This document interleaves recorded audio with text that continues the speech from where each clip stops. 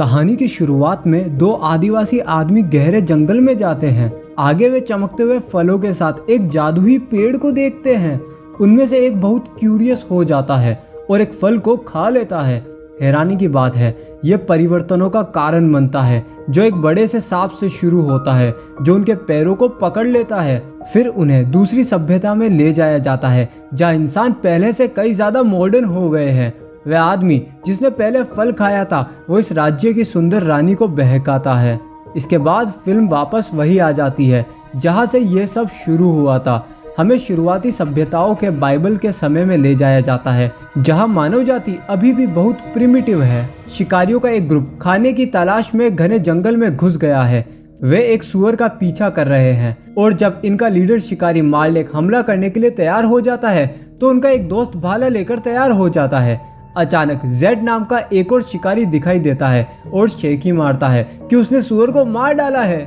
यह पता करने के बाद कि उसने ऐसा नहीं किया है, जेड माफी मांगता है लेकिन धीरे से फुसफुसाता है कि किसी शिकारी ने उसके शॉट को ब्लॉक कर दिया था। मार्लेक उसकी भद्दी बातों को सुनता है और बाद में बाकी शिकारी जेड को पकड़ लेते हैं और उसे बुली करते हैं। वे फिर अपने गांव लौटते हैं जहां हम ओ नाम के एक लड़के को स्ट्रॉबेरी उठाते हुए देखते हैं। जैसे ही मार्लेक उसके पास से गुजरता है वो उसके फलों की टोकरी को फेंक कर बोलता है कि ओ अपने काम पर ध्यान दे, स्ट्रॉबेरी तू बाद में खा लियो। आगे ये पता चला कि ओ और जेड पैदा होने के बाद से ही अच्छे दोस्त रहे हैं। जैसे ही वे बात करते हैं जेड को अपनी क्रश माया दिखाई देती है और फिर वो उसके साथ फ्लर्ट करना शुरू कर देता है। हालांकि वह प्यार से उसे कहते हुए मना कर देती है कि वह ऐसा आदमी चाहती है जो उसकी रक्षा कर सके। मामले को और खराब बनाने के लिए मार्लेक माया को प्यार के तोहफे के रूप में सुअर का सिर गिफ्ट करता है और उससे रोमांटिक बातें करता है। इस बीच ओ भी जेड की बहन ईमा से आकर्षित हो जाता है लेकिन वह उसके साथ जाने और बात करने में बहुत शर्माता है। तभी गांव वालों में से एक जेड के सोने के क्वार्टर के पीछे हगने जाता है जिससे वह बहुत गुस्सा हो जाता है। इसलिए वह और ओ जंगल में टहलने का फैसला करते हैं जहां जेड बताता है कि कैसे उसके साथ हमेशा कचरे की तरह व्यवहार किया जाता है। वह फिर कुछ चमकते हुए फलों के एक पेड़ तक पहुंचते हैं। पता चला कि इस फल को खाना मना है और किसी ने भी आज तक इसके करीब आने की भी हिम्मत नहीं की है। हालांकि जेड इसे खाने पर जोर देता है क्योंकि वह इस बात पर सोचता है कि इसे खाना मना क्यों है, क्योंकि यह है तो एक चिंदी सा फल ही। फिर ओ उसे रोकने की पूरी कोशिश करता है लेकिन जेड मानता है कि इसे खाने के बाद वह बुद्धिमान हो जाएगा और शायद उसे माया के साथ एक चांस भी मिल सकता है। फिर वो उसे खाता है। हाथों हाथ जेड दावा करता है कि उसे बहुत ज्ञान मिल गया है लेकिन वह साइंस के बारे में बेसिक सवालों का आंसर भी नहीं दे पाता है। उसी समय एक बड़ा सारा सांप ओ के पैरों के चारों ओर लिपट जाता है जिससे वह घबरा जाता है। वह पागलपन से पूछता है कि उन्हें क्या करना चाहिए लेकिन जेड पागलों जैसी बातें करता है और वह बस खाता ही जाता है। बाद में उस रात विलेजर्स का डांस फेस्टिवल होता है। ओ ईमा को इम्प्रेस करने की कोशिश करता है और उसके साथ अजीब हरकतों वाला डांस करता है। वह भी उठती है और ओ के साथ डांस करती है लेकिन किसी कारण से वह उसे छड़ी से सिर पर मारता है, यह सोचकर कि शायद उसे यह पसंद आएगा, लेकिन दुर्भाग्य से वह गुस्से में उसे वापस मारती है। इस बीच यह पता चलता है कि गांव में किसी आदमी ने जेड को वो फल खाते हुए देख लिया था जिन फलों को खाना मना है। मार्लेक को इस बारे में पता चलता है और गुस्से में मार्लेक ने जेड को गांव से भगा दिया। हालांकि जेड के लिए हालत और बिगड़ जाते हैं क्योंकि वह गलती से अपने हाथों में आग की छड़ी से गांव को पूरा जला डालता है जिससे सभी शिकारी उसका पीछा करने के लिए और ज्यादा गुस्सा हो जाते हैं। वह खुद को बचाने के लिए दौड़ता है और कुछ ही समय बाद मार्लेक उसे झाड़ियों के नीचे छिपा हुआ पाता है। जेड मारे जाने के कुछ इंच ही दूर है। फिर अचानक ओ उसके बचाव में आता है और मार्लेक को सिर पर मारता है जिससे वह गिर जाता है। इसके बाद दोनों भागते हैं क्योंकि पूरा गांव उन्हें मारने के लिए पीछे पड़ा है। ओ का मानना है कि दुनिया चपटी है लेकिन अगले दिन ओ का विश्वास गलत साबित होता है क्योंकि वे पहाड़ों से परे जमीन की खोज करते हैं। वह तब मानता है कि जेड को यह पहले से पता था क्योंकि उसने वो फल खाया था। थोड़ा चलने के बाद वे एक खेत में गायों के झुंड को चरते हुए देखते हैं और जेड उनमें से एक को खाने के लिए मारने का फैसला करता है। वह गाय की ओर लपका लेकिन गाय ने उसे तुरंत लात मार दी। कुछ ही समय बाद दो भाई कैन और एबल आते हैं और बताते हैं कि वे किसान हैं और गाय उनकी है, जैसा कि वो अपने काम को एक्सप्लेन करते हैं। फिर उनके बीच एबल कैन की झंड कर देता है, जिसके कारण एक भयंकर लड़ाई होती है। आखिर में कैन ने एबल को एक पत्थर से मार डाला। जैसा कि ओ और जेड इस मौत के गवाह है, वे उन्हें रात के खाने के लिए अपने घर पर इनवाइट करता है, इस डर से कि कैन उन्हें भी मार डालेगा यदि वे नहीं गए तो। वे बिना इच्छा के जाने के लिए सहमत हो जाते हैं। उस शाम जेड और ओ ने कैन के परिवार के साथ डिनर किया। सबसे बड़े सदस्य कैन के पापा, जिनका नाम एडम है, एबल के बारे में पूछताछ करते हैं और तीनों झूठ बोलते हैं कि उन्होंने उसे पूरे दिन नहीं देखा, बल्कि उसे टपका दिया गया है। बाद में एडम जेड को एक खूबसूरत लड़की के साथ सोने के लिए बोलते हैं, जबकि ओ को एक गंदे आदमी के साथ रात बिताने के लिए मजबूर किया जाता है। जेड खुश है ये सोचकर कि आखिरकार उसे वो मिल जाएगा जो उसे चाहिए, लेकिन उसके दुर्भाग्य से लड़की केवल दूसरी लड़कियों में ही दिलचस्पी रखती है। इस बीच ओ को सोने में कठिनाई होती है, क्योंकि गंदा आदमी बार बार पादता है और गड़बड़ी पैदा करता है। अगली सुबह एडम और कुछ किसान अपने खोए हुए बेटे की तलाश में खेतों की ओर निकल पड़े। वे एंड में एबल की लाश को ढूंढते हैं और यह कंक्लूजन निकालते हैं कि कैन अपराधी है। हालांकि तब तक तीनों गांव से फरार हो चुके थे। अभी वे एक बाजार में हैं, जहां वे अचानक मार्लेक, माया और ईमा को बंधा हुआ देखते हैं। जेड और ओ ने धीरे धीरे लड़कियों से बात की और उन्हें पता चला कि गांव को जलाने के बाद दूसरे हमलावरों ने उस जगह पर हमला किया और सभी गांव वालों को किडनैप करके गुलाम बनाकर बेचने के लिए लेकर आ गए। उन्हें आज़ाद करने के लिए जेड लड़कियों को खरीदने की कोशिश करता है, लेकिन पैसे की कमी के कारण वो ऐसा नहीं कर पाता है। कैन तब बीच में बोलता है और दावा करता है कि वह उन सभी को रिहा करने में मदद कर सकता है, लेकिन एंड में वह अपने दोस्तों को घोड़े के बदले बेचकर उन्हें धोखा दे देता है। बाद में जेड, ओ, माया, ईमा और दूसरे गुलामों को एक पिंजरे में बंद कर दिया जाता है और उन्हें किसी को देने के लिए वो लोग तैयार होते हैं। लेकिन रास्ते में एक अलग ही जनजाति अचानक घोड़ों पर आ जाती है और गुलाम मालिकों पर लगातार हमला करती है। हमले के दौरान जेड और ओ आज़ाद हो जाते हैं और सौभाग्य से बच जाते हैं, जबकि माया और ईमा पर कब्जा कर लिया जाता है। दोनों लड़कियों को बचाने की कोशिश करते हैं और दूर से हमलावरों की जासूसी करते हैं, लेकिन वे जल्द ही सो जाते हैं। जब वे जागते हैं तो वे पाते हैं कि हमलावर चले गए हैं।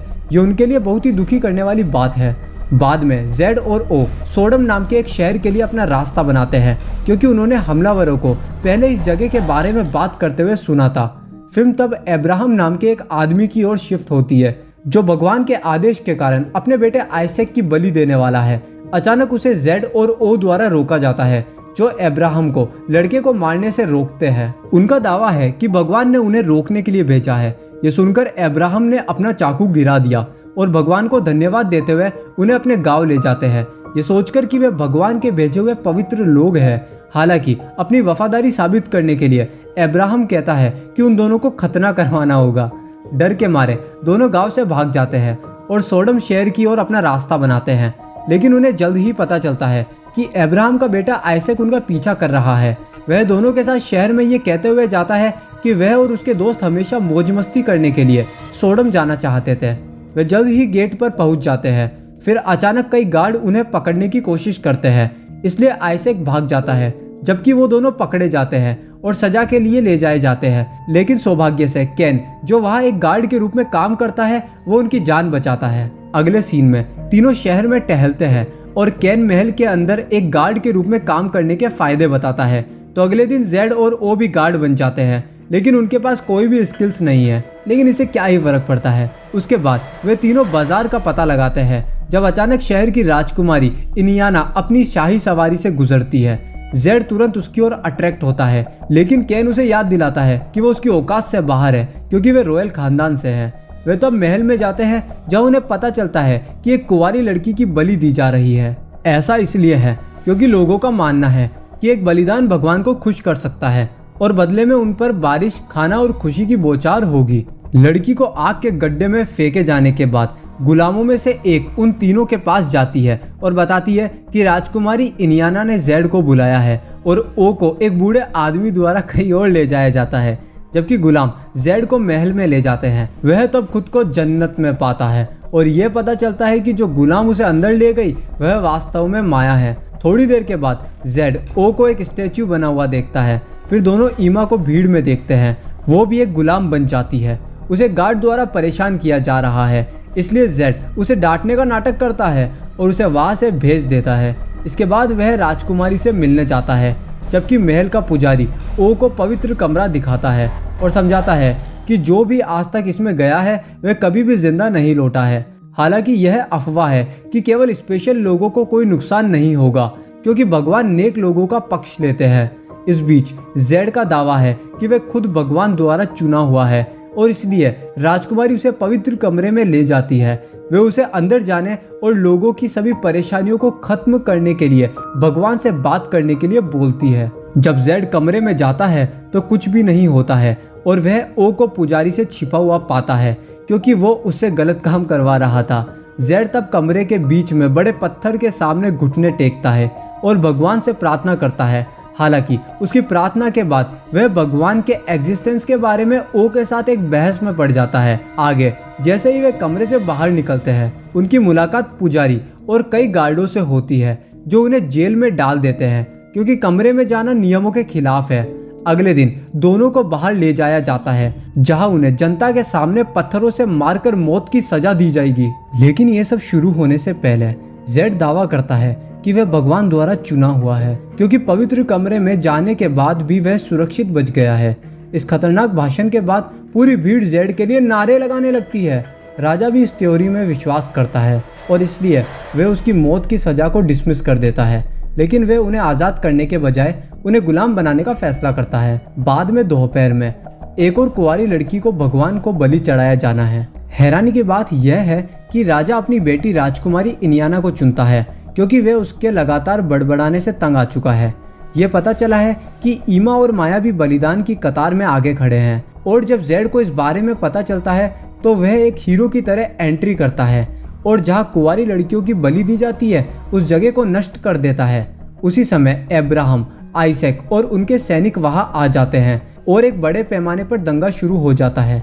जनता भी जवाबी कार्रवाई करने लगती है, जबकि कुछ पहरेदार राजा को धोखा देते हैं और उसे मार डालते हैं, फिर उसका मुकुट ले लेते हैं। इस बीच ओ ईमा को बचा लेता है और एंड में वह उसे अपनी फीलिंग्स के बारे में बताता है। उसके बाद दोनों वहीं पर संभोग करते हैं। इन सबके बीच जेड कई गार्डों से लड़ता है और माया को पुजारी से बचाता है, जो आगे के गड्ढे में गिर जाता है। थोड़ी देर के बाद लड़ाई बंद हो जाती है और भीड़ जेड के लिए खुश हो जाती है, क्योंकि उन्हें लगता है कि वह भगवान द्वारा भेजा हुआ है। बारिश भी शुरू हो जाती है, जिससे वह और भी खुश हो जाते हैं। हालांकि वह एंड में सभी को बताता है कि वह सिर्फ एक सामान्य आदमी है जो अपने दोस्तों को बचाने की कोशिश कर रहा है। उसने आगे बताया कि किसी को भी चुना जा सकता है यदि वह मुश्किल समय में दृढ़ रहे, और ऐसा करके वो अपना भाग्य खुद बना सकते हैं। उसका ये इंस्पिरेशनल भाषण को सुनकर भीड़ खुश हो जाती है। आखिरी सीन में राजकुमारी इनियाना सोडम की रानी बन जाती है, जबकि जेड और ओ अलग अलग रास्तों पर जाने की तैयारी करते हैं। ओ अपने गांव वापस लौटने और उसे डेवलप करने में मदद करने का इरादा करता है, जबकि जेड माया के साथ दुनिया की यात्रा करना चाहता है। फिल्म सोडम शहर को छोड़ने से पहले इमोशनल लेकिन ऑकवर्ड तरीके से अलविदा बोलने के साथ खत्म होती है। इस तरह की और वीडियो देखने के लिए सब्सक्राइब करें, नोटिफिकेशन बेल चालू करें और चैनल को मदद करने के लिए वीडियो को लाइक करें। वीडियो देखने के लिए दिल से धन्यवाद।